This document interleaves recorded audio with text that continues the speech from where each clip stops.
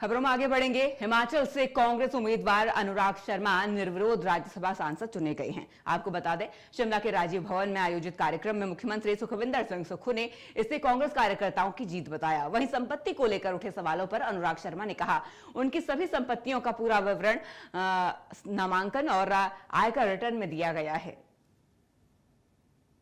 देखिए, मैं आपको बताना चाहूंगा, जो हम सरकारी ठेका, हमारी तो सारी पेमेंट जो है वो सारी हमें चेक के माध्यम से आती है।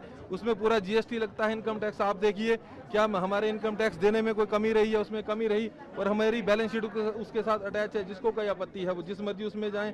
मैं आपको बता चुका हूं, मैं बाबा भोलेनाथ का भक्त हूं और मेरी नीयत साफ है और मेरे किसी भी कागज में कोई त्रुटि नहीं है। थैंक यू सर, मैं बिल्कुल तैयार हूं। मैंने संघर्ष किया है छात्र जीवन से और मैं हिमाचल के हितों को अपने संसद में रखने के लिए पूरा तैयार हूं। आम कार्यकर्ता की यहाँ पर बात हो रही है, लेकिन विपक्ष कह रहा है कि आपको मैं आपको बताना चाहूंगा, मेरे पिताजी 79 में एक क्लास कॉन्ट्रैक्टर थे, जब वो जिला कांगड़ा के पहले एक क्लास कॉन्ट्रैक्टर थे। और मैं बताना चाहूंगा 82 में मेरे पिताजी ने, जब गैमन इंडिया यहाँ पे पुल बनाती थी, मेरे पिताजी ने एक हिमाचली होने के नाते जो 80 मीटर लंबा 1982 में, जब मैं 4 साल का था।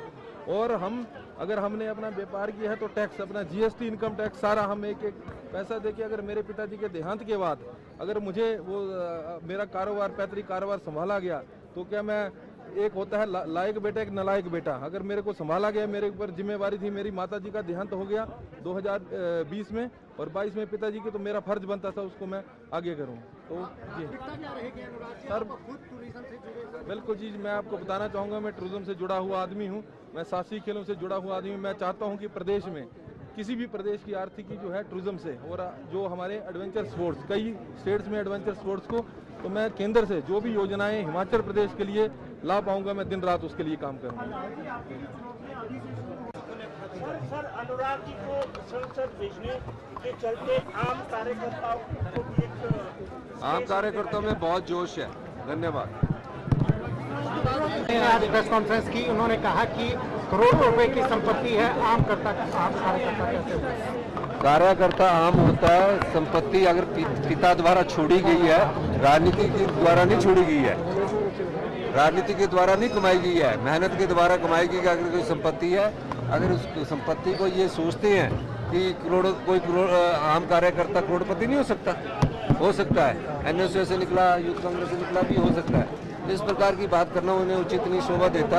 अब वो संसद सदस्य बन गए। सर, उन्होंने आरोप लगाए हैं कि जो कैबिनेट की मीटिंग नहीं होती है, बल्कि ये मित्रों की मीटिंग होती है, वो डिसीजन लेते हैं। किस तरह से आप इस तरह के बयान? जयराम ठाकुर जी 1000 करोड़ रुपए की बिल्डिंगें अपने मित्र ठेकेदारों के लिए बनाकर छोड़ गए हैं। वो किस प्रकार के मित्र हैं?